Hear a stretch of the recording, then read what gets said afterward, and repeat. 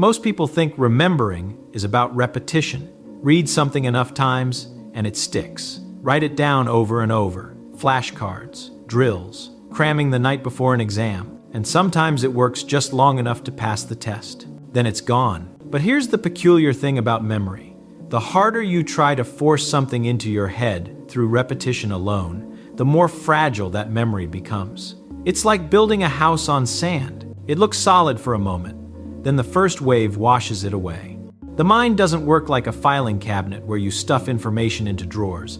It's more like a living organism that grows and changes based on how you interact with it. And once you understand this, once you see how memory actually forms, you can make your brain remember almost anything, not through brute force, but through a completely different approach. Let's talk about what really happens when you try to remember something. You sit down with a textbook. You read a chapter about, say, thermodynamics, or biology, or history. Doesn't matter what. You read carefully. You even underline the important parts. You feel like you understand it. At the end, you close the book and think, got it. 3 days later, someone asks you to explain what you read. And suddenly, it's all fuzzy. You remember there was something about entropy, or cells, or some historical event, but the details are gone. You can't explain it clearly. You might remember the words, but not what they actually mean. This happens because of a fundamental mistake people make. They confuse recognition with memory. They confuse familiarity with understanding. When you read something, your brain recognizes the words, follows the sentences, and creates a feeling of comprehension. But recognition is passive. You're letting the author do the thinking for you. The logic is right there on the page, pre-digested. Your brain nods along. Yes, this makes sense. But it's not building anything. It's just watching. Memory real, lasting memory requires something else entirely. It requires reconstruction. Think about the difference between watching someone build a table and building one yourself. When you watch, you see the finished product. You understand that wood gets cut and joined together. But if someone hands you the lumber and tools the next day, could you build that table? Probably not. You'd realize you didn't actually learn how the joints fit, which cuts to make first, how to ensure it's level. Learning works exactly the same way. You can watch ideas get assembled on a page, but unless you've assembled them yourself in your own mind, with your own hands, so to speak, you don't really have them. This is where most education gets it backwards. People read and reread, they attend lectures and take notes, they highlight passages, all passive activities. Then they wonder why nothing sticks. The solution sounds almost too simple. Close the book and try to explain it to yourself. Not in your head where you can cheat and skip over the fuzzy parts, but out loud or on paper where every gap in your understanding becomes immediately obvious. Let's say you just read about how natural selection works. Close the book. Now explain it. Start from the beginning. What is it? Why does it happen? What are the actual mechanisms? How does variation arise? What does fitness really mean? Walk through an example. When you try this, something remarkable happens. Within seconds, you hit a wall. You thought you understood, but now you can't quite articulate it. You stumble over certain concepts. You realize you don't know what you thought you knew. This moment, this frustrating, uncomfortable moment, is where memory actually begins. Because now your brain has to work. It has to reach into what you read and pull out the pieces. It has to arrange them. And when you can't remember something, when there's a gap, you have to go back and find it. You look it up again. But this time, you're not just reading passively. You're hunting for a specific piece of information you need. You're filling a hole you discovered yourself. This active struggle creates strong memory. Your brain builds connections. It doesn't just store words. It stores the process of figuring something out. And that process is what makes memory durable. Here's another crucial piece. You have to simplify everything until you could explain it to a child. Not because children are stupid, they're not, but because children haven't learned to accept vague explanations. If you tell an adult something complicated using fancy terminology, they might nod along even if they don't fully understand. They don't want to look foolish, but a child will stop you and ask, "But what does that actually mean?" That question is gold. It forces clarity. So when you're trying to explain something to yourself, imagine you're explaining it to someone with no background in the subject. You can't hide behind jargon. You can't wave your hands and say it's complicated. You have to find simple words. You have to use analogies. You have to make it clear. This forces you to understand at a deeper level, because you can't simplify something you don't truly understand. You can memorize complex terminology, sure. You can repeat sophisticated sounding phrases, but stripping away the complicated language and explaining the core idea in plain terms, that requires real comprehension. Take something like entropy. Many students memorize that it's a measure of disorder and leave it at that. But what does that actually mean? What is disorder? Why does it increase? Can you explain it without using the word entropy? Try it. You might say, in any closed system, things tend to spread out and become more mixed up over time. Like if you drop a drop of ink in water, it doesn't stay in one spot. It spreads out until the whole glass is slightly colored. That spreading out happens because there are more ways for the ink molecules to be scattered throughout the water than there are for them to stay clustered together. And natural processes favor the arrangements that have more possible ways to happen. That's understanding. That's the kind of explanation that sticks in your memory because you built it yourself using ideas you can actually picture. Now here's where it gets even more interesting. The brain has a peculiar feature.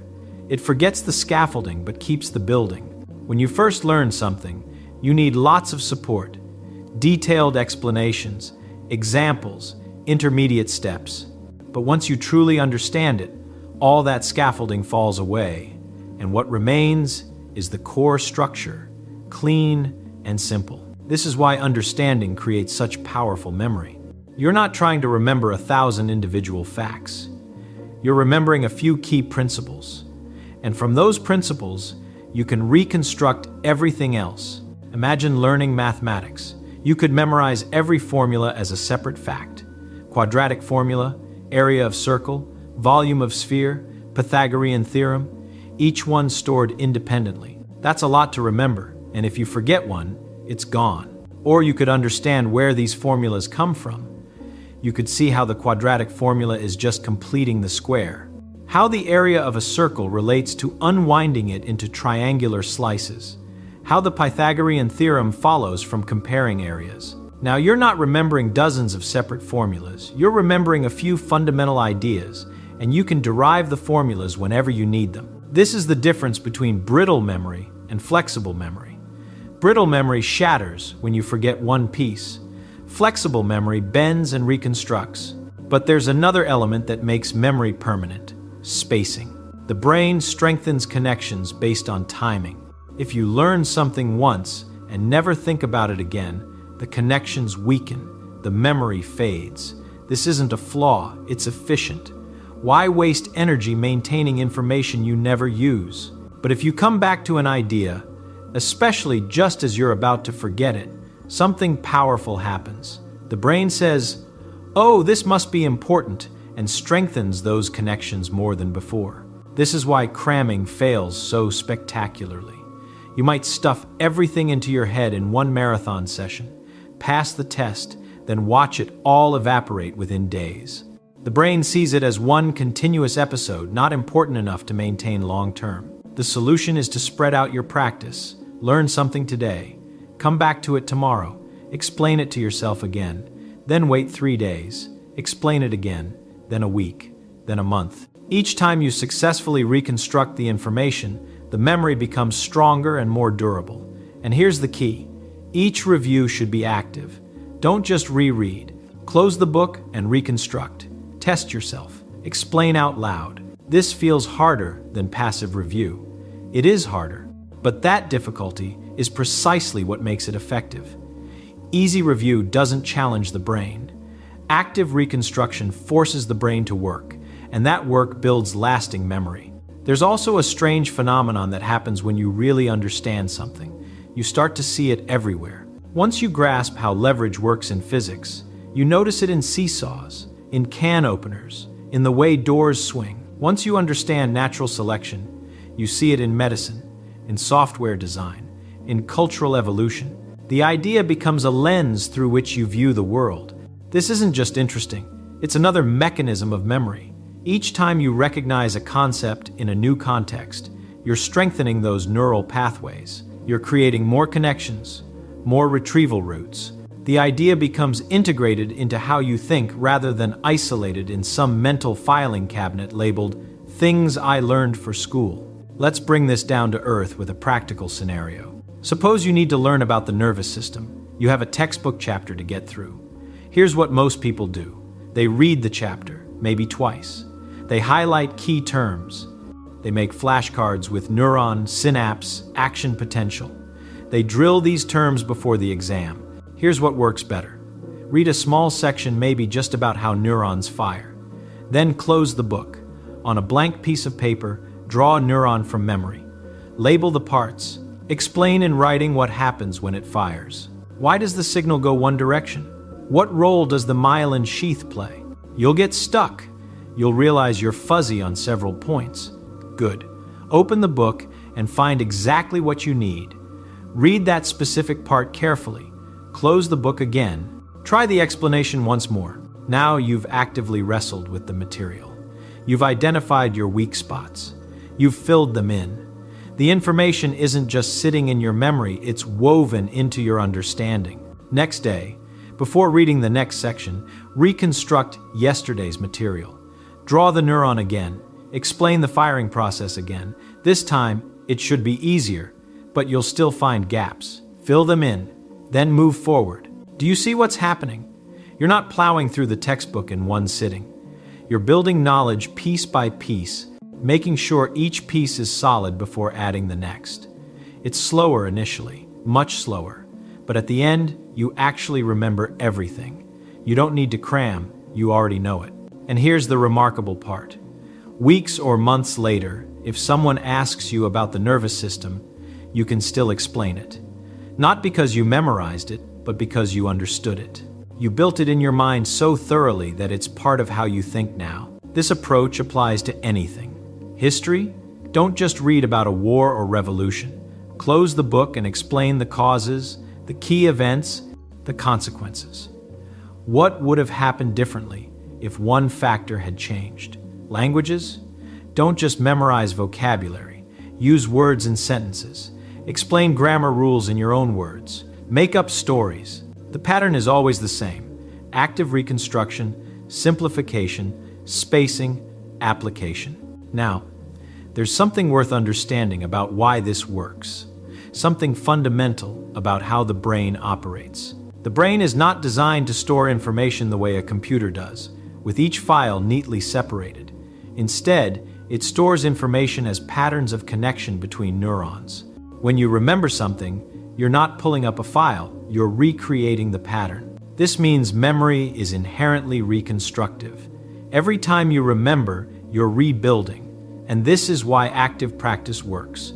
It rehearses the rebuilding process itself. You're not just storing information, you're practicing retrieval. This also explains why understanding beats memorization. Understanding means you've connected new information to existing knowledge. You've built multiple pathways to access it. If one path fails, you can come at it from another angle. But isolated facts, memorized without context, have only one fragile path. If you forget, you have no way to reconstruct. Think about phone numbers. Years ago, people could remember dozens of phone numbers. How? Because they used them frequently. Each use strengthened the memory, but also, they often chunked them, breaking the 10-digit string into smaller, memorable pieces. And they might create little stories or patterns to help. Now, imagine trying to remember a random string of 50 digits by just staring at it. Nearly impossible. But if those digits encoded a pattern you understood, maybe they represented measurements or a sequence from a mathematical formula, suddenly it becomes manageable. Understanding provides structure, and structure makes memory possible. This is why experts in any field seem to have extraordinary memories in their domain. A chess master can glance at a board and remember the position of every piece. A musician can hear a complex piece once and play it back. A physicist can recall vast amounts of theory without checking references. It's not that they have better memory. They have better organization. They see patterns where novices see chaos. They chunk information into meaningful units. They understand the underlying structure, so they're not remembering individual facts, they're remembering the framework, and the facts follow naturally. You can develop this kind of memory in any field that matters to you. It just requires that you build genuine understanding, not surface-level familiarity. Here's perhaps the most important principle of all. You must be willing to feel stupid. When you close the book and try to explain something, and you realize you can't, there's a moment of discomfort. You feel foolish. You thought you understood, but clearly you don't. This feeling makes people want to skip the testing, to avoid the embarrassment even if no one's watching. But this feeling is the signal that learning is happening. This is where your brain is identifying gaps. This is where real understanding begins. If you always feel comfortable, if everything always seems clear, you're probably not learning. You're probably just recognizing familiar words. The students who succeed are the ones who embrace this discomfort. They seek out the edges of their understanding. They ask themselves hard questions. They don't settle for vague comprehension. There's a beautiful thing that happens once you make this a habit. Learning becomes its own reward, not because it's easy, but because you can feel yourself getting sharper. You can feel your understanding deepening. Knowledge stops being this external thing you're supposed to cram into your head and becomes something you build, something you own. And once you know how to learn effectively, everything becomes accessible. Any book, any field, any skill, you have the tools to master it. Not instantly, not without effort, but genuinely and permanently. So here's what matters. The next time you need to remember something, don't just read it over and over. Don't highlight and hope. Close the book and build it yourself. Explain it in simple words. Find the gaps and fill them. Come back to it later and rebuild. Make it yours. The mind remembers what it constructs far better than what it merely observes. Give your brain something to build, and it will remember. If this approach to learning resonates with you, try it with something you're studying right now. Close this video and test yourself on the key ideas you just heard. Can you explain them? Share your experience in the comments. What if the difference between ordinary thinking and genius thinking isn't about being born with a special brain, but about using the brain you already have in a completely different way? Most people assume that brilliance is something you either have or you don't. They look at great minds throughout history and think these individuals possess some rare gift that sets them apart from everyone else. But this assumption misses something fundamental about how the human mind actually works. The brain isn't a static object with fixed capabilities. It's more like a muscle that changes based on how it's used. And the way most people use their minds keeps them trapped in patterns that prevent genuine understanding. Here's the real problem. When people encounter something difficult to understand, they typically do one of two things. Either they memorize facts and formulas without really grasping what those facts mean, or they give up entirely, convinced the material is beyond their abilities. Both approaches stem from the same mistaken belief that understanding is something that happens to you rather than something you actively create.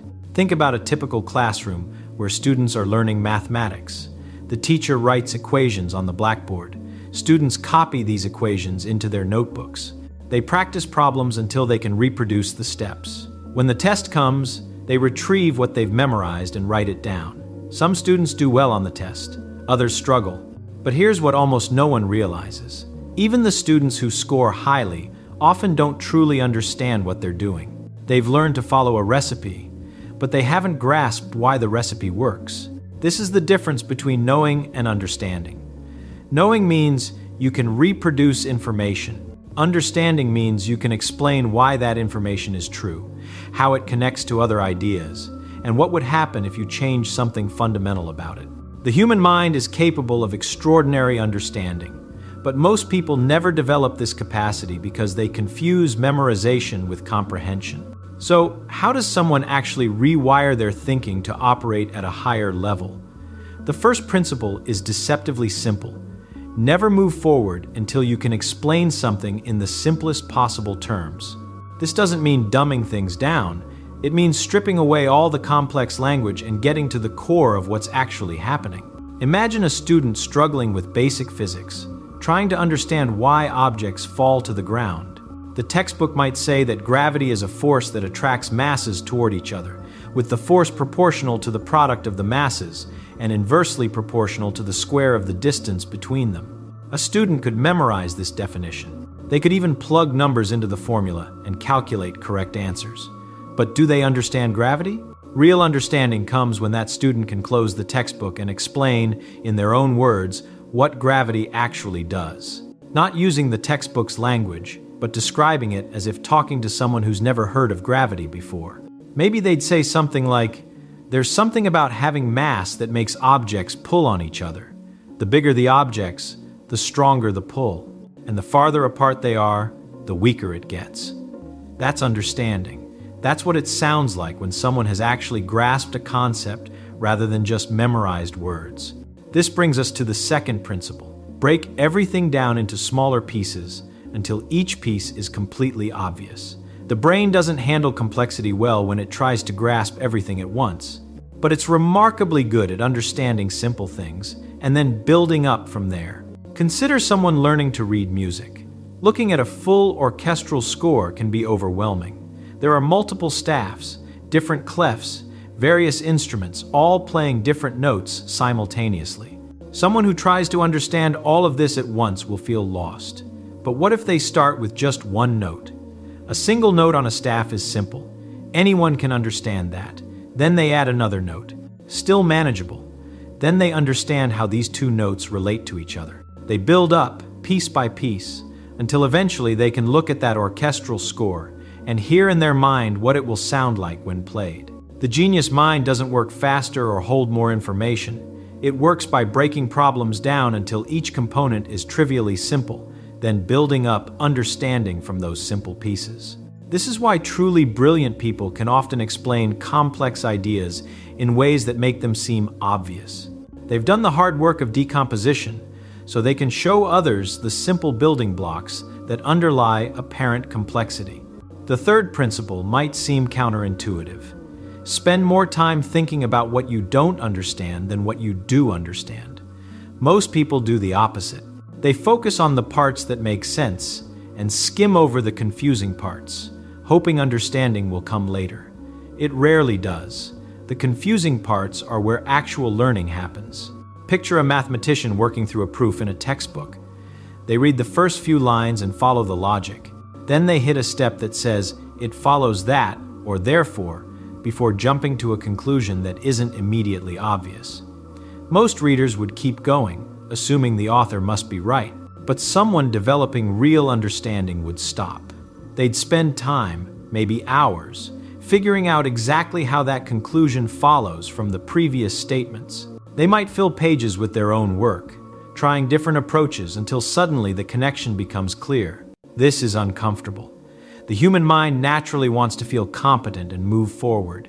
Dwelling on confusion feels like failure, but this discomfort is precisely where the brain is doing its most important work. When you struggle with something that doesn't make sense, your brain is actively building new connections, trying to integrate this new information with what you already know. Skip over the confusion, and those connections never form. The fourth principle addresses how different concepts relate to each other. Real understanding isn't about knowing lots of isolated facts. It's about seeing how everything connects. The genius mind is constantly asking, how is this like something I already understand? How is it different? What happens if I change this assumption? Could I arrive at the same conclusion from a different starting point? Think about someone studying history. They could memorize dates and events, learning that one war started in a particular year, a treaty was signed in another year, an empire fell in yet another year. That's a collection of facts. But understanding history means seeing patterns. It means recognizing that certain conditions tend to lead to conflict, that economic pressures drive political decisions, that ideas spread and evolve and shape societies. Someone with this kind of understanding doesn't need to memorize as much because they can reason their way through historical developments using general principles. This applies to every subject. In literature, it's not about memorizing plot summaries, but understanding how character motivations drive narrative. In chemistry, It's not about memorizing reactions, but understanding how molecular structure determines behavior. In music, it's not about memorizing finger positions, but understanding how harmony and melody interact. The connections between ideas carry more weight than the ideas themselves. Now, here's what's actually happening in the brain when someone thinks this way. The human brain contains billions of neurons that communicate through connections called synapses. When you learn something new, you're not adding information to some mental filing cabinet. You're creating new patterns of connections between neurons. The strength of understanding depends on how many connections you build and how strong those connections are.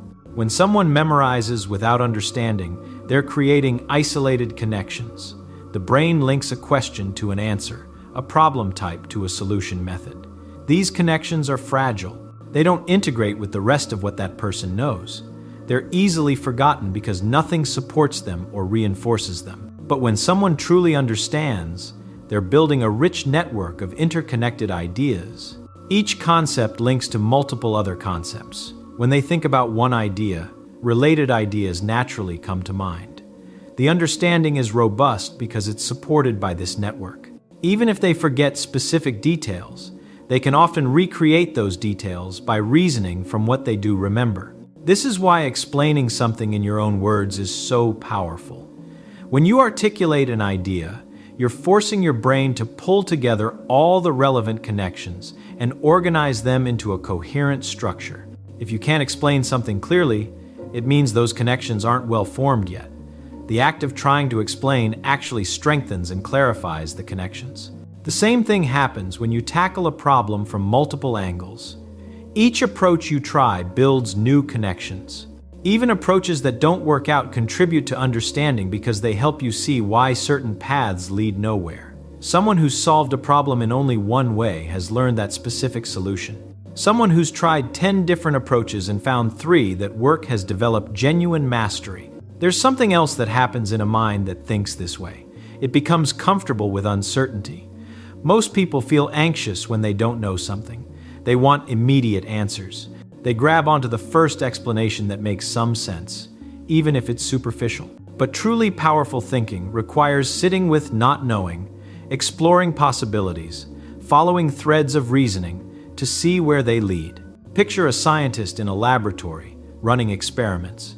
The experiments don't always work. In fact, they usually don't work the first time, or the second time, or even the 10th time. But each failed experiment provides information. It rules out certain possibilities.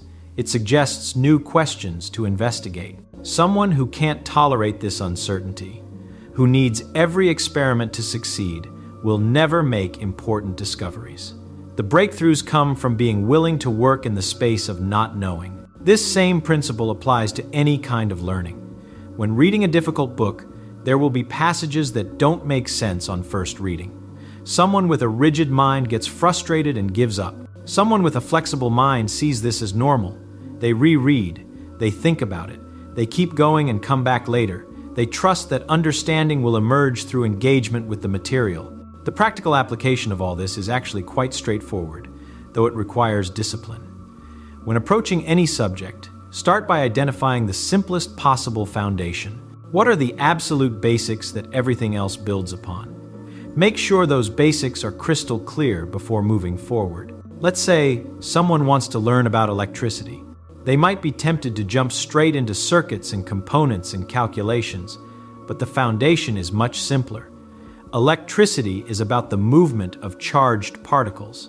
That's it. Spend time really understanding what that means. What is charge? What makes charged particles move? Once this foundation is solid, everything else becomes much easier because it all flows from this simple beginning. As new concepts are introduced, constantly relate them back to what's already understood. Don't just accept that resistors reduce current flow. Ask why. What's actually happening at the physical level that causes this? How does this relate to the fundamental idea that electricity is moving charges? Build those connections explicitly. When something doesn't make sense, stop. Don't push forward hoping it will become clear later. Work on that confusion until it resolves. Try explaining it out loud, as if teaching someone else. Draw diagrams. Make up your own examples. Approach it from different directions. The time spent here isn't wasted. This is where real learning happens. Practice explaining concepts in multiple ways. If you understand something deeply, you should be able to describe it using different analogies, different examples, different levels of detail. Someone who can only explain something one way, using the exact words from the textbook, hasn't truly made it their own.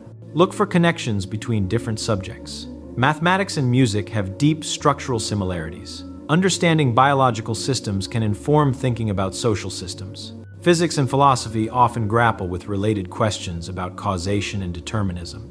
These connections aren't just interesting. They strengthen understanding in all areas by building bridges between different networks of knowledge. Work through examples completely from first principles. Don't skip steps. Don't accept that something is true just because the book says so. Verify it yourself. This might mean doing calculations the long way, even when shortcuts exist. It might mean proving theorems that are stated without proof in the text. This extra work pays enormous dividends because it builds confidence and genuine understanding. Most importantly, embrace difficulty. When something is hard, that's a sign you're at the edge of your current understanding. That's where growth happens. Easy material doesn't build new connections. It just reinforces what's already there. The struggle with difficult material is the brain actively rewiring itself to accommodate new patterns of thought. There's a deeper truth underlying all of this. The human mind is not a passive receiver of information. It's an active creator of understanding. The genius isn't someone who has more information, or who thinks faster, or who has some magical gift. The genius is someone who has learned to use their mind as a tool for building understanding rather than just accumulating facts. This realization is actually quite liberating. It means that anyone can develop this capacity. It's not about talent or luck. It's about method. It's about consistently applying these principles of breaking things down, building connections, wrestling with confusion, and explaining clearly. Over time, these practices literally reshape the brain, creating new patterns of thinking that become automatic. The transformation doesn't happen overnight. The brain changes slowly, through repeated practice. But it does change. Someone who spends months working through difficult material in this way will find that their thinking has fundamentally shifted. Problems that once seemed impossibly complex now appear manageable. New ideas integrate more easily into existing understanding. The world becomes more comprehensible. This is what it means to think like a genius. It's not about being smarter than other people. It's about thinking differently. It's about using the mind as it's capable of being used, rather than settling for superficial understanding. And it's available to anyone willing to do the work. So start now. Take something you're trying to learn and apply these principles. Break it down until each piece is obvious. Build connections to what you already know. Spend time on what confuses you. Explain it in your own words. Do this consistently, and watch as your thinking transforms. The brain you have right now is capable of far more than you've asked of it. The only question is whether you'll give it the chance to show you what it can do. I want you to really think about something for a moment, because there is a fundamental misunderstanding that plagues our society, a misconception that limits human potential more than any other factor. People often come to me and say, "I am not creative. I am logical. I do not have that gift." They speak of creativity as if it were a noun, a possession, like having blue eyes or a tall stature. But let me tell you, that is scientifically and philosophically incorrect. Creativity is not a noun. It is a verb. It is something you do, not something you have. Just as you do not wake up and simply have focus or motivation, you must generate them. You must also generate creativity. Consider children. If I were to walk into a kindergarten class right now and ask, "Who here is an artist?" every single hand would shoot up. They do not hesitate. They do not judge themselves.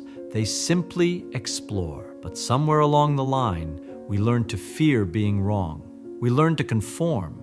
We stop doing creativity and start waiting for it to strike like lightning. The secret is, you are already one of the gifted few. The machinery is there.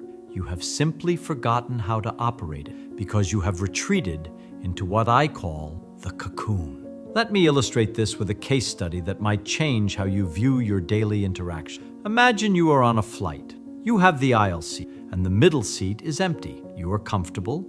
You are hoping, perhaps praying, that nobody sits there. Then, an elderly woman walks down the aisle. She looks different, perhaps a bit disheveled. Your instinct, the instinct of the cocoon, is to pull away. You put on your headphones. You isolate yourself with your music, perhaps listening to something sophisticated like Stravinsky's Firebird Suite, feeling very intellectual. You spend 5 hours sitting 5 inches away from this woman, ignoring her completely. Then, as the plane descends, she taps you on the shoulder. You discover in the last 30 seconds of the flight that she was actually a close friend of Igor Stravinsky. She was with him when he wrote the very music you were listening to. You see? By staying in your cocoon, by avoiding the uncomfortable or the different, you missed a connection to history. You missed a spark. And this is exactly how we kill our own ideas. The key is to understand that creativity is, at its core, simply the act of connecting dots. That is all it is. It is not creating something out of nothing. It is taking 2 distinct elements, a horse and the bar, a phone and the internet, and finding the surprising link between them. Now imagine your mind is a collection of these dots. These dots represent your experiences, the people you meet, the books you read. Here is the problem most professionals face. If you are an accountant and you only talk to accountants and you only read accounting journals, your collection of dots is identical. It is a sheet of navy blue dots, all 3/4 inches wide. And if you only have navy blue dots, you can only create navy blue ideas. They are predictable, they are safe, and they are utterly forgettable. To have an idea so powerful it feels illegal, you need a red dot. You need a green dot. You need to introduce a variable that does not belong. History proves this time and time again. Look at the printing press. Johannes Gutenberg did not invent the wine press, and he did not invent movable type. He simply saw 2 existing dots and connected them in a way nobody else had. Look at the Beatles. They connected blues, Motown, and skiffle. This is why innovation almost always comes from outside the industry. If you are inside the automotive industry, you are taught the limitations of that industry. You need an outsider, someone like Elon Musk, for instance, to look at the problem without those pre-existing limitations and ask a different question. You need to understand this. The quality of your output is determined entirely by the diversity of your input. You must become a dot collector. You have to consciously crack that cocoon. Instead of looking at a problem with your standard logical toolkit, you need to ask, how would a biologist solve this? How would a musician approach this? But collecting the dots is only the first step. It is the raw material. The actual processing, the synthesis of these ideas requires a specific state of mind. We often think we need to grind harder, focus more, and drink more coffee to have a breakthrough. But biologically, that is often the worst thing you can do. The brain states required for execution are not the same as the brain states required for imagination. There is a reason why your best ideas do not come when you are staring at a spreadsheet, but rather when you're in the shower or drifting off to sleep.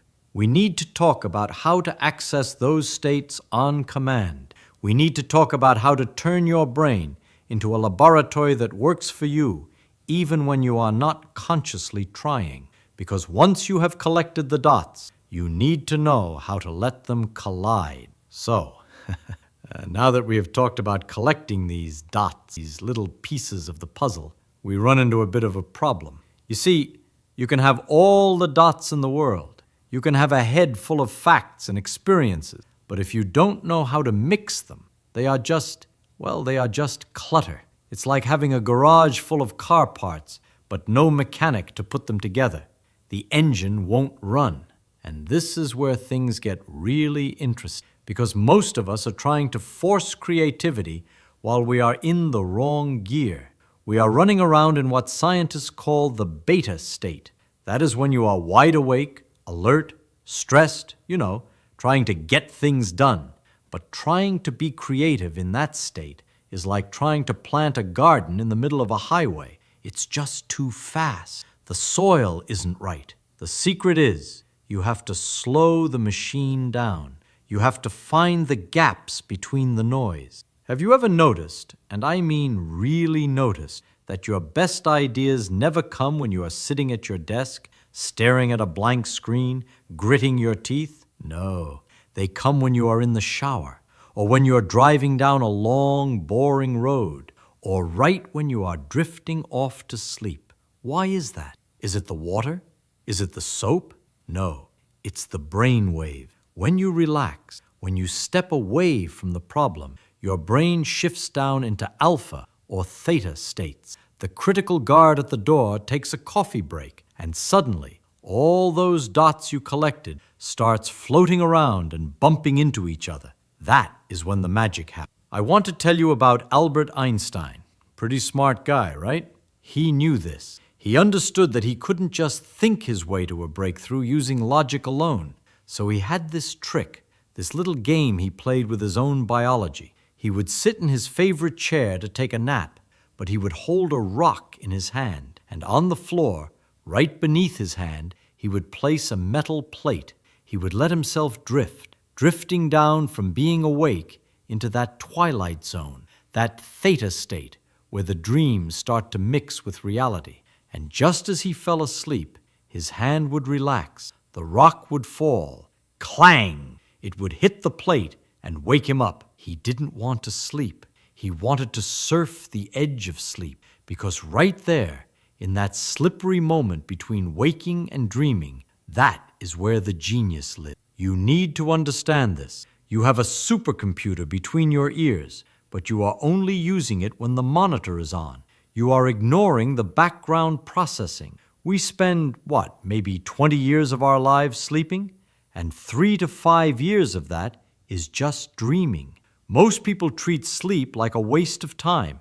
They think it's just a shutdown mode, but it's not. It's a work mode. History is filled with people who knew how to use this illegal power. Mary Shelley? She didn't sit down and logically deduce the plot of Frankenstein. She dreamt it. Paul McCartney? The melody for Yesterday, one of the most covered songs in history, he woke up with it playing in his head. The periodic table of elements? A chemist saw the structure in a dream. They weren't just lucky. They were using a different operating system. So, how do you do it? How do you actually program this computer instead of just hoping for a random glitch of brilliance? It starts with intention. You know how, if you have to catch an early flight, say at 4 a.m., you set your alarm, but you wake up 2 minutes before it goes off? You have done that, right? We all have. That is your brain following a command you gave it hours ago. It has an internal clock. Well, if your brain can wake you up at a specific time just because you asked it, what else can it do? The key is to give it a job before you clock out. Before you go to sleep, instead of scrolling through social media and filling your head with garbage, ask yourself a question. How do I solve this problem? How can I make this better? Don't try to answer it. Just ask it. Drop the pebble in the pond and walk away. Questions are the answer. If you ask a different question, you get a different answer. If you ask, why is this so hard? Your brain will give you a list of reasons why it sucks. But if you ask, what is the one thing I haven't tried yet? Your subconscious goes to work. It spends the next 8 hours digging through that pile of dots you collected, looking for a connection. But then, and this is where everyone fails, this is where the tragedy happens. You wake up. You are in that beautiful groggy theta state. The ideas are there. They are bubbling up like fresh water. And what do? You reach for your phone. Boom, gone. You flood your brain with emails, texts, bad news, other people's lives. You kick yourself out of the creative state and slam right back into that stressed out beta state. You are reacting to the world instead of creating it. You have to protect that first hour. You have to be jealous of it. Keep a journal by your bed.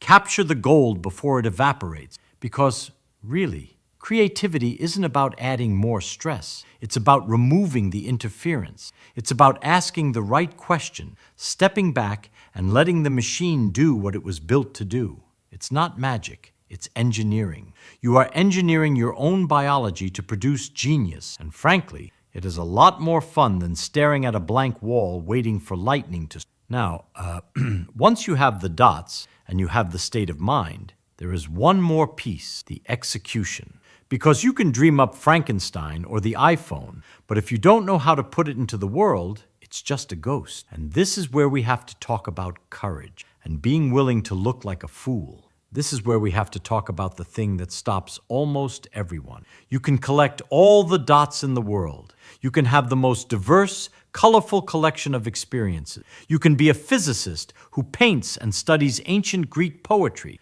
and you can have the best morning routine in existence. You can do the Einstein trick with the rock. You can write down your dreams, but it all means absolutely nothing. Zero. If you don't have the courage to look like a complete idiot. I mean it. You have to be willing to look foolish. Because, think about it, a creative idea, by definition, is something new. It hasn't been done before. And if it hasn't been done before, it looks weird. It looks wrong. It looks like it doesn't belong. And our instinct, that cocoon instinct we talked about, screams at us to keep our mouths shut so we don't get laughed at. The secret is, the best ideas always sound crazy at first. There is this story, a wonderful story, about a TV show back in the 80s. They had booked a huge star. I think it was Johnny Depp, but he canceled at the last minute. Panic. Absolute panic. The producers are sitting around a table, sweating, trying to figure out who to book. They are suggesting quarterbacks, news anchors, the standard blue dot idea. And then, the lowest paid writer in the room, a guy nobody really listened to, pipes up and says, I can do something with liquid nitrogen. Now, imagine that. You are looking for a celebrity guest, and this guy suggests freezing an onion. The boss told him to shut up. Literally, shut up, Bill, because it didn't fit the pattern. But the writer kept going. He painted a picture. He said, no, look, we freeze a marshmallow, we eat it, smoke comes out of our nose. It'll be funny. He connected two dots that had no business being together. Hard science and sketch comedy. And because he was willing to look stupid, because he was willing to be the different dot in the room, that writer, Bill Nye, became the science guy. He changed the world for an entire generation of kids, but he could only do that because he cracked the cocoon. He didn't stay in his lane. You need to understand this. The future, the world we are heading into, it doesn't belong to the people who can just follow instruction. We have machines for that now. We have computers that can calculate faster than you, memorize more than you, and organize data better than you ever will. The logical work, that is going to be outsourced. It's gone. But what cannot be outsourced, what a machine cannot do, is dream.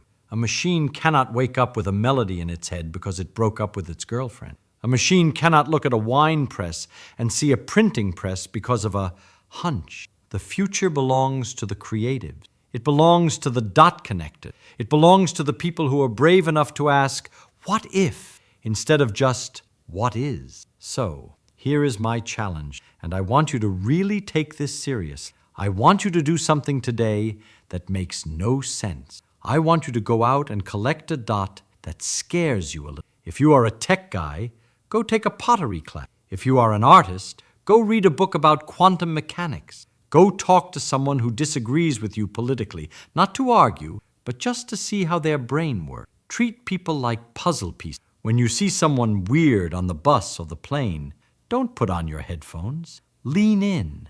Ask a question. How is this like that? Because, really, creativity is the only infinite resource we have. We can run out of oil. We can run out of land. But we can never run out of ideas as long as we keep colliding with it, as long as we keep the walls down. You have the machinery. You have the alpha states, the theta states, the dream state. You know that you need to protect that first hour of the morning. Please, for the love of physics, stop looking at your phone as soon as you open your eyes. Let your brain breathe.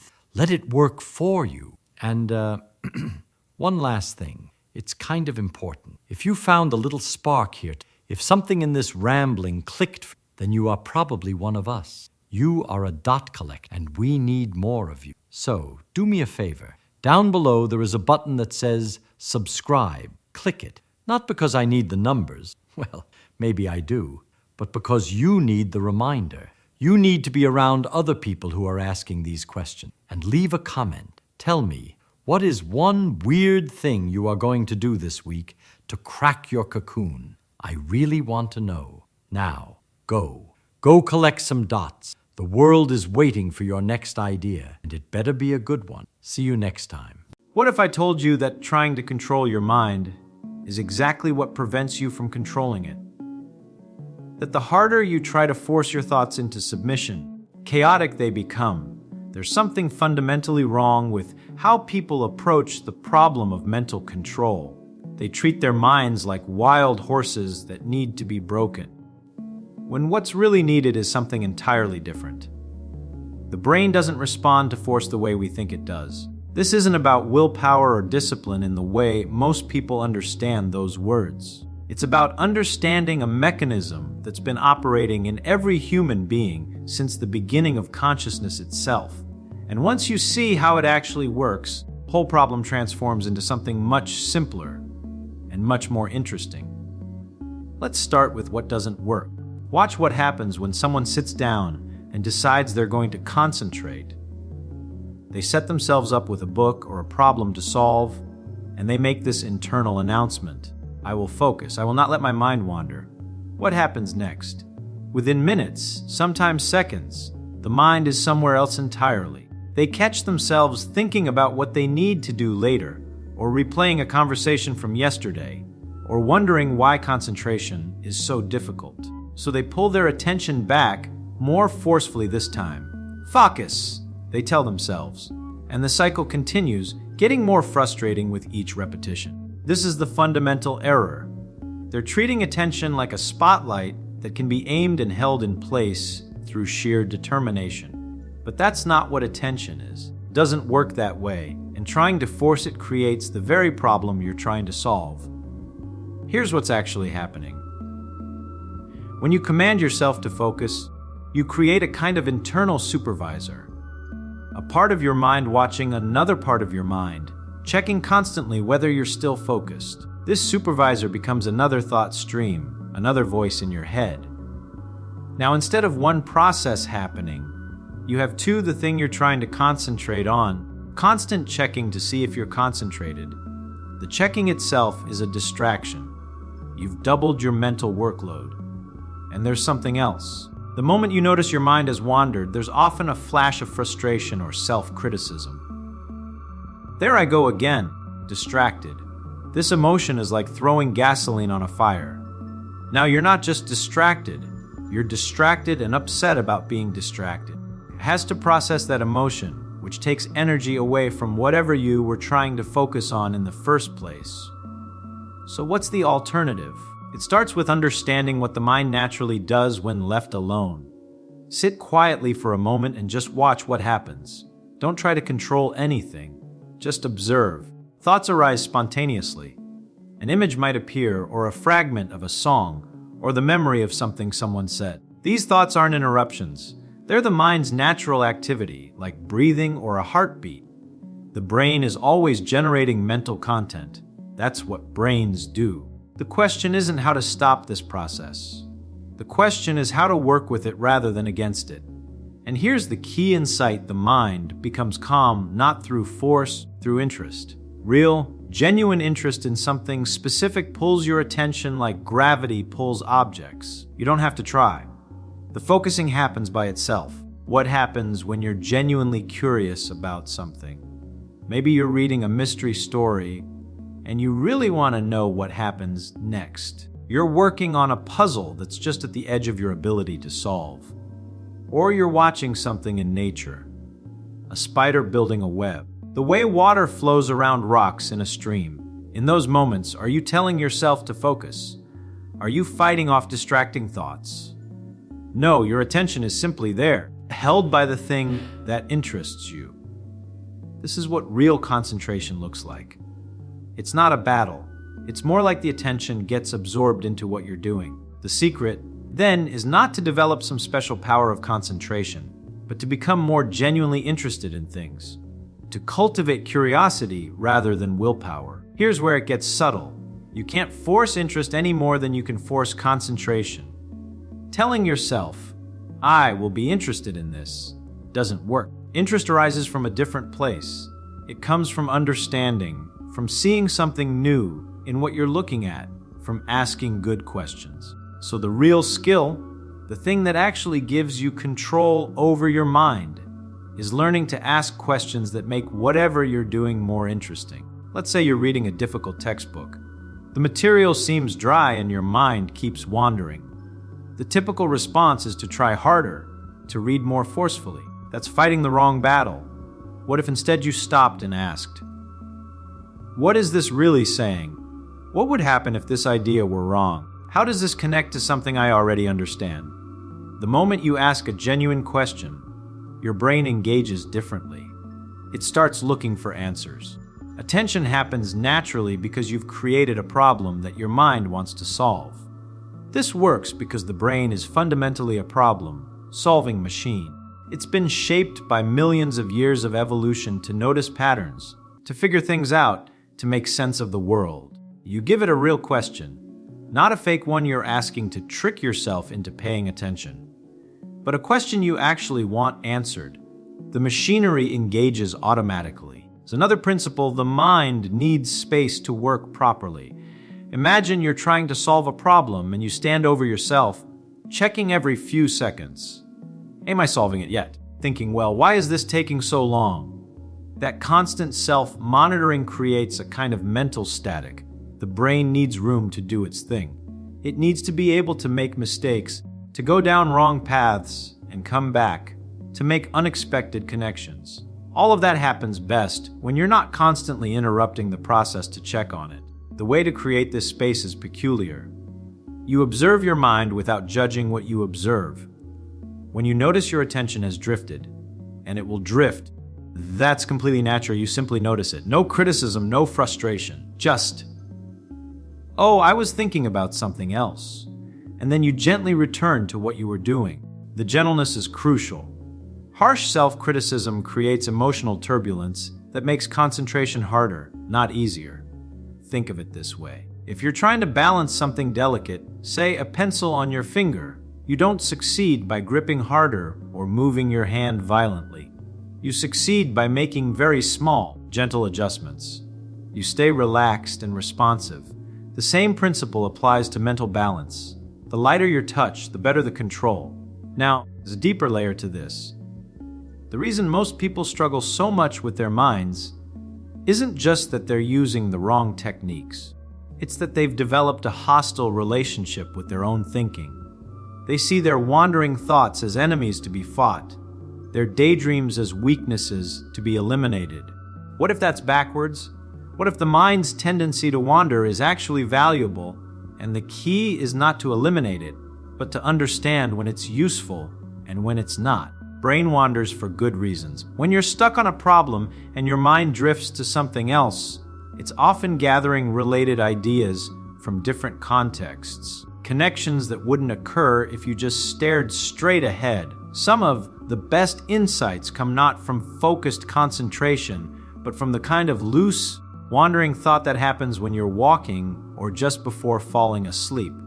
The trick is not to be focused all the time, to be able to move between focused and diffuse modes of thinking. This means the goal isn't to achieve some state of permanent laser, like concentration. The goal is to develop a relationship with your own mind where you can recognize what mode you're in and shift when needed. Sometimes you need tight focus. When you're working through a detailed calculation, for example, or following the logic of an argument. Times you need your mind to roam more freely. When you're trying to come up with new ideas or see a problem from a different angle. The ability to recognize these states and move between them comes from practice. Not the practice of forcing your mind into submission, the practice of observing how your mind actually behaves. You start to notice patterns. You see that after a certain amount of time concentrating intensely, your mind needs to wander. you discover that trying to focus when you're tired just creates frustration. A short walk or even just looking out the window for a few minutes can restore your ability to concentrate. This kind of self-knowledge is practical in the deepest sense. It's not about following some system that worked for someone else. It's about understanding your own mental machinery well enough to work with it effectively. Understanding only comes through observation, the same kind of careful observation a scientist brings to studying anything.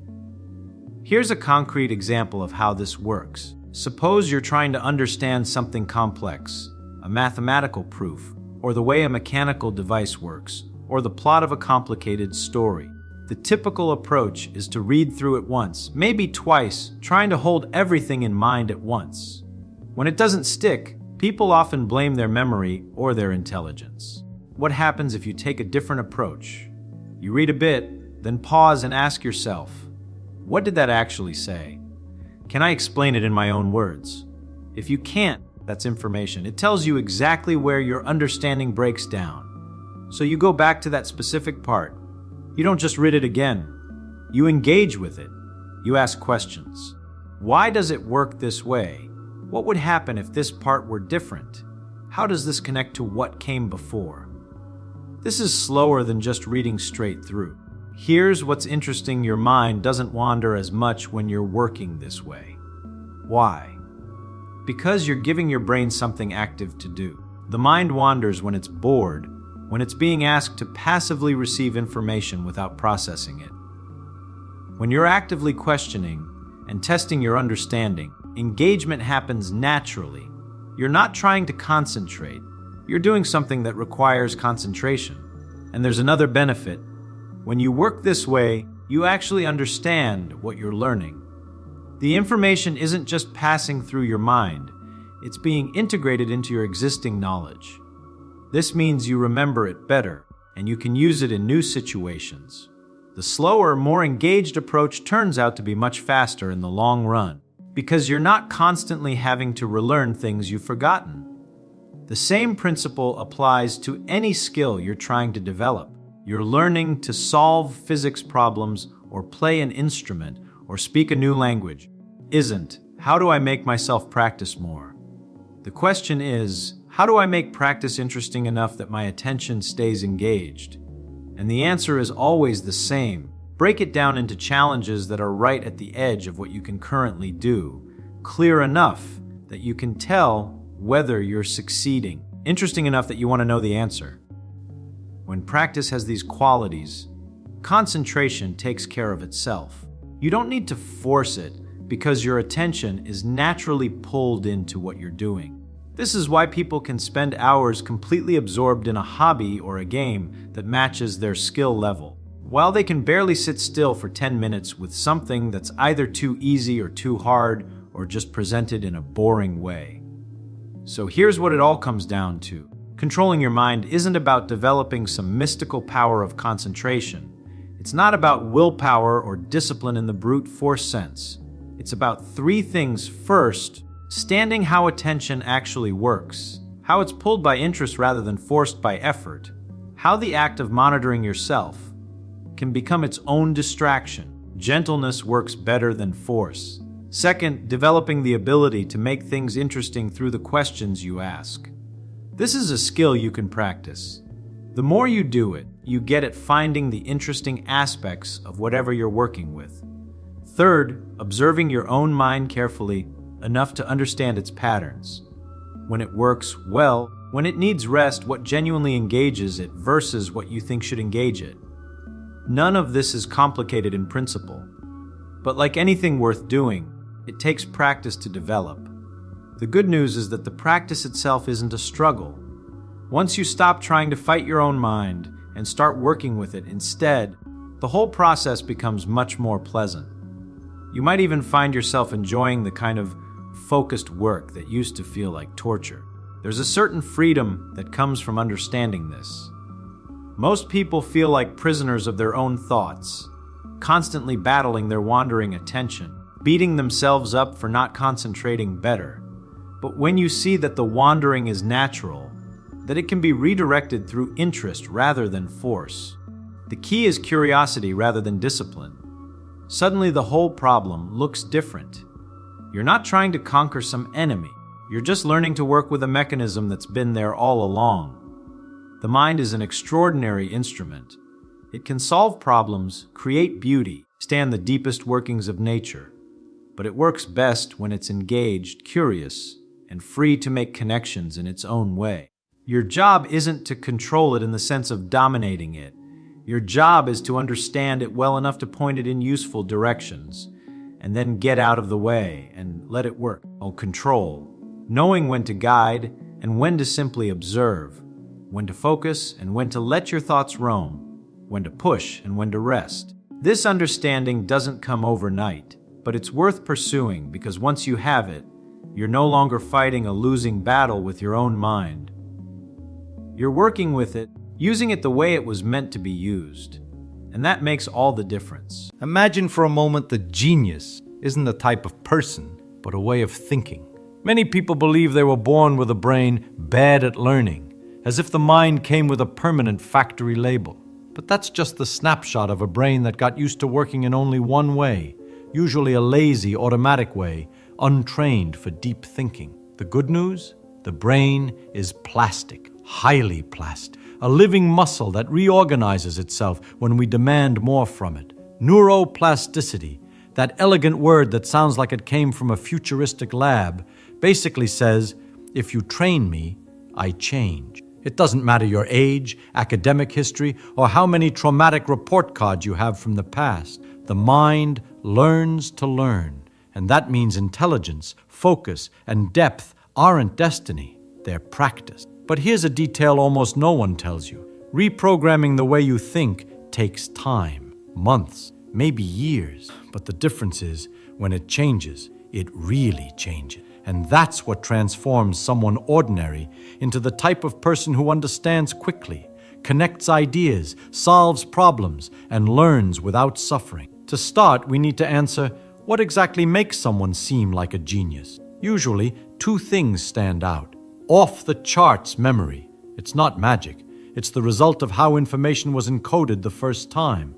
A bad memory almost always comes from a bad first contact. Deep understanding. The ability to take an idea and work with it like it's clay, twist it, compare it, test it, apply it, transform it. The combination of these two factors creates the myth of the genius. But behind the myth, there's only method, and method can be learned. Now get ready, because we're going to dive into the internal engineering of this so-called deep understanding and reveal why most people don't think, they just repeat. Most people believe they've understood something simply because they recognized the words. But recognizing isn't understanding. It's just familiarity disguised as intelligence. The brain loves this trick. It shows you information. You think, oh, I know this, and boom.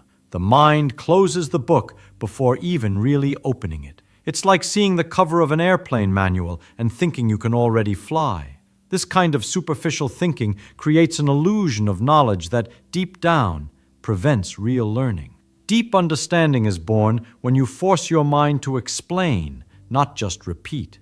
This is where the game changes. Explaining is dismantling an idea and reassembling it with your own pieces. It's transforming information into structure. When you explain something in your own words, the mind is forced to use real cognitive energy. And this activates the neural networks that consolidate memory, reasoning, and clarity. It's like switching from a weak flashlight to a spotlight. You see angles that weren't visible before.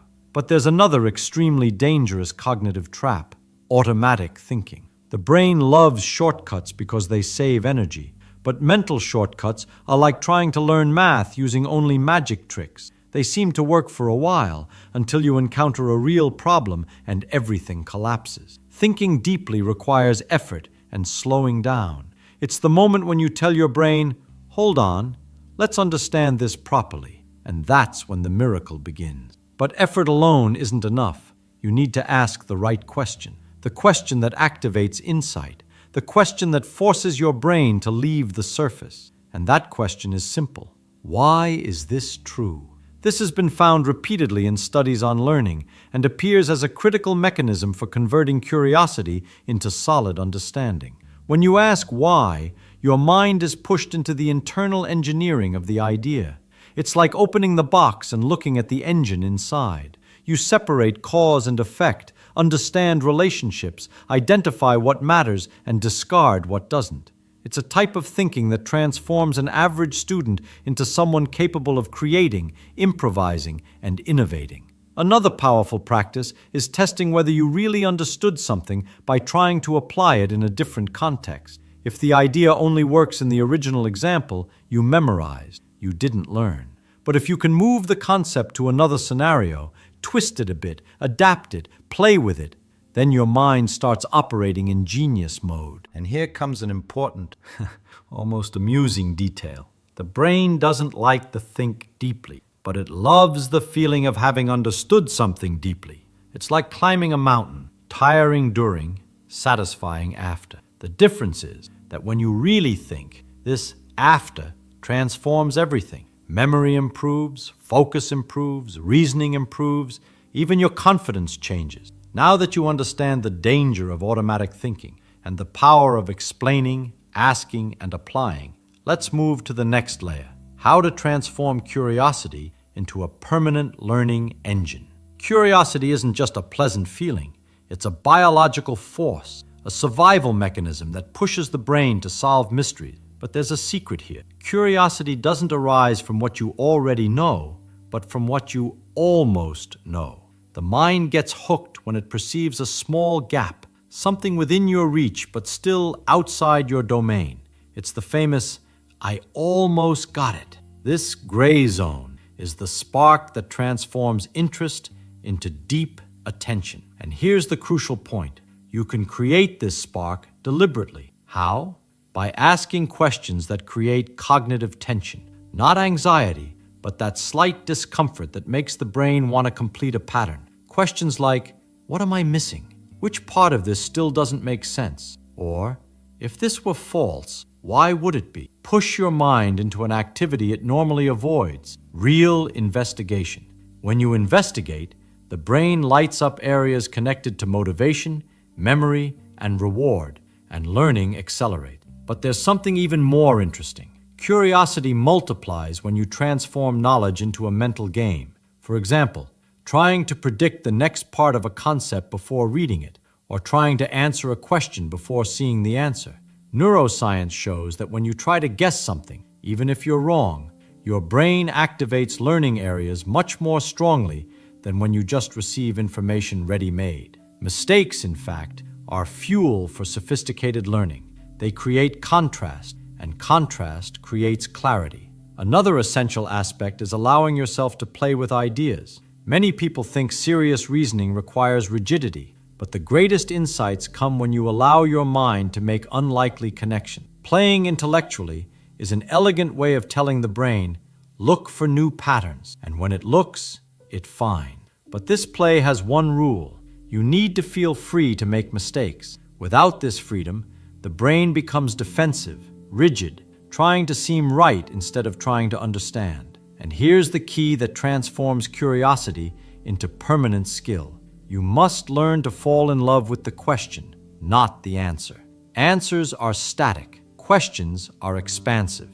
When you cultivate good questions, you create an internal engine that keeps running even after the video, class, or conversation ends. This is how genius minds operate. They don't accumulate answers. They manufacture irresistible questions. Now that you understand how to activate curiosity and convert it into real learning, we're ready to enter the region where genius really begins. The brain doesn't learn in large blocks. It learns in strategic fragments. The human mind wasn't made to absorb large blocks of information at once. It was made to break the world into small, manageable, meaningful pieces. When you try to learn something huge all at once, your brain goes into protection mode. It freezes, disperses, pushes everything away. But when you present content in smart fragments, almost like puzzle pieces, the brain does exactly the opposite. It approaches, organizes, and connects. Imagine this.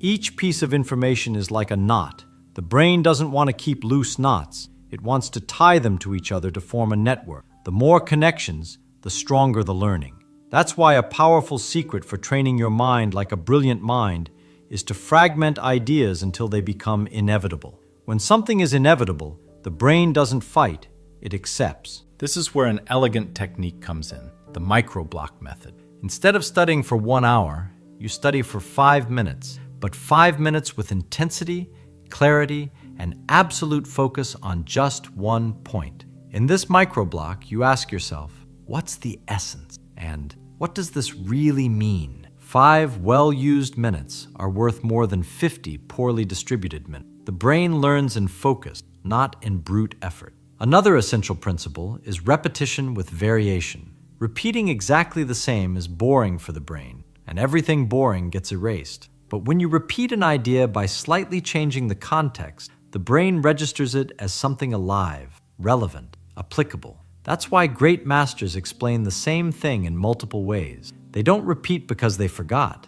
They repeat because they want you to remember. And here's a powerful image. Learning is like illuminating a dark room with a flashlight. With each small sweep of light, you see more details. You don't turn on all the lights at once. You explore. Genius is in the movement, not in the volume. Finally, there's a serious mistake that prevents thousands of people from learning well. They try to memorize before understanding. It's like trying to build walls without a foundation. When you understand, memory forms naturally. When you memorize, it evaporates. The right fragment, repeated the right way, with active curiosity, creates a mind that doesn't just learn, but transforms what it learns into powerful clarity. And now we're ready to explore something deep. How to transform this knowledge into real reasoning. The kind of thinking that solves problems, creates ideas, and sees patterns invisible to most. Reasoning well isn't thinking more, it's thinking better. Most people think intelligence is a brute force of the mind, a kind of hidden muscle. But truly powerful thinking doesn't come from effort. It comes from internal organization.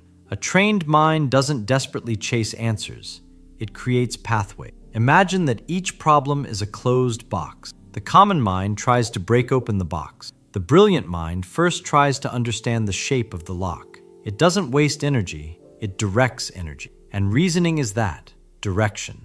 One of the most elegant principles for training this kind of thinking is the mother question technique. Every complex question can be reduced to a simple question that organizes the chaos. You ask questions like, what's really happening here? What's the essential part of this? What do I need to ignore to understand? The mind gains clarity not when it adds more information, but when it removes noise. Another fundamental point, you only truly understand something when you can explain it with simple words. Not simple because you're limited, simple because you're deep. Complication is a disguise for confusion. Simplicity is the mark of comprehension. When your brain translates an idea to its most essential form, it's as if it's drawing an internal map. And a clear map is always more useful than a foggy landscape. Here's a powerful analogy. Thinking is like tuning an instrument. If you tune string by string, sound by sound, the music flows. If you try to play with everything out of tune, it becomes noise. So whenever your mind gets stuck, stop and tune a single string. Redefine focus. Formulate a central question. Eliminate an irrelevant detail. A tuned mind produces insights with little effort, almost as if it's hearing the answer instead of manufacturing it. And there's still a secret that few understand. Thinking is a physical art. Ideas only align when you get them out of your head. Speak out loud, draw, write scribbles, trace arrows. The mind is brilliant, but it's a terrible place to store loose thoughts. When you externalize, the brain frees up space and starts to see invisible relationships. Insight comes because you gave it space to be born. When you master this way of thinking, something powerful happens. Problems stop being monsters and become mechanisms. And when you understand the mechanism, you control the outcome. Now that you master clarity, let's advance to an even more sophisticated point. How to transform knowledge and reasoning into real creativity. That rare ability to see solutions where no one else is looking. Creativity isn't a magical talent reserved for geniuses. It's a specific way of combining information. The common mind looks for answers within the obvious. The creative mind takes pieces no one imagined together and builds something new.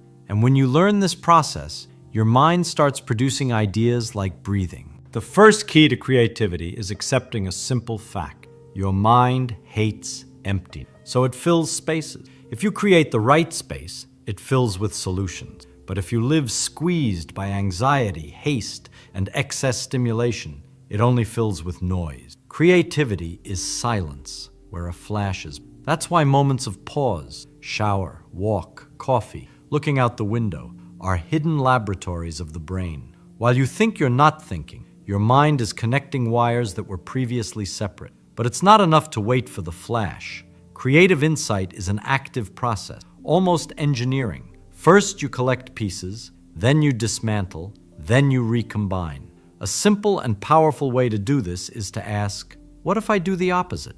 What if this works without this part? What element can I steal from another area and put here? The world's most creative minds don't invent from scratch. They transplant ideas. And here comes one of the most elegant techniques for training the mind like a genius: cognitive contrast. When you compare two distant ideas, physics and cooking, music and math, art and engineering, your mind creates bridges. And it's on these bridges that unique solutions are born. The more varied your repertoire, the more powerful your capacity for invention. A narrow mind creates little. A broad mind creates world. There's also an essential detail that almost no one understands. Creativity requires courage. Yes, courage, because every new idea seems silly before it seems brilliant. And whoever fears embarrassment never accesses their true creative potential. Fear blocks the flow. Curiosity releases it. The creative mind is the mind that allows itself to fail fast, test fast, adjust fast. Creating is playing with the unknown until it becomes familiar. And the most beautiful point of all, creativity isn't about being different. It's about being perceptibly useful. A genius idea isn't the most exotic. It's the one that solves something elegantly. Creativity is functional aesthetics. It's when the solution is so good it seems simple. But it only seems that way because you did the hard work of really thinking. Now that you master reasoning and creativity, let's enter the territory that separates common minds from extraordinary minds. How to transform knowledge, clarity, and creativity into real skill. The ability to learn anything quickly. Learning fast isn't a gift, it's method. And the method starts with a simple question that almost no one has the courage to ask. What exactly didn't I understand? It seems obvious, but observe. Most people fake comprehension to protect the ego, when precisely the act of admitting failure is what opens space for real understanding. The mind that learns isn't the one that seems intelligent, but the one that allows itself to investigate without shame.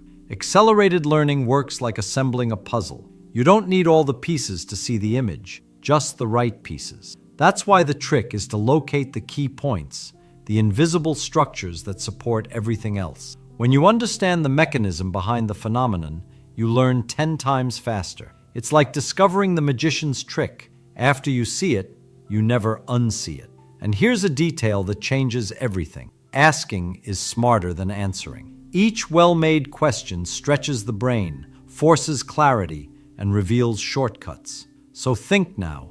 Really think. What subject in your life haven't you mastered yet because you never asked the right question about it? Hold that reflection for a moment. The ability to learn also depends on the skill of breaking complex subjects into smaller, chewable blocks. The most common mistake is trying to understand everything at once and drowning the brain. Don't do that. Instead ask, what's the smallest part of this I can understand now, and then build on top. A brilliant mind doesn't run, it stacks. But none of this works if you don't apply the maximum rule of learning.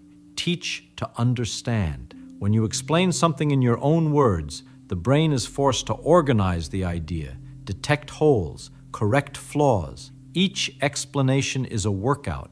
Each explanation makes you sharper. The more you teach, the more you learn, even if no one's listening. Now, I want you to do something for yourself. What skill have you been postponing learning because it seems too difficult? Write it in the comments. Yes, write it. I read all of them. Absolutely all of them. And if you leave your difficulty there, I can help you dismantle that skill into simple, clear steps that finally make sense. Because the truth is this: the distance between you and your next great competency isn't talent, it's method, and you're learning the method. By this point, you've realized an exceptional mind isn't born ready. It's built, piece by piece, decision by decision. And the most interesting thing is that after you change the way you think, the world starts to change with it. Not because it got easier, but because you got clearer, sharper, more capable. The brain loves whoever challenges it with kindness, loves when you ask better questions, loves when you break big problems into small parts, loves when you explain something out loud as if illuminating your own darkness. That's the real training. That's the secret that separates those who want to learn from those who actually learn. And if you got this far, that already says something powerful about you. Your mind wants to grow. And when a mind wants to grow, nothing holds it back. Now I want to make you a direct invitation. What was the biggest insight you had today? Write it in the comments. I read all of them, and I respond whenever I can. Sometimes a single sentence from you gives me the chance to guide you on the right path. If this video helped you, provoked you, or made you think, then do this now. Like the video, because this takes this message to other people who need it as much as you do. And if you want to continue training your mind with me, subscribe to the channel and turn on notifications. Here, each video is designed to expand your thinking, accelerate your learning, and bring you closer to your best version. Not the perfect version, but the possible version, built day after day. Thank you for being here. Now go out there and use your mind, not as a spectator, but as the author of your own thinking. See you in the next video.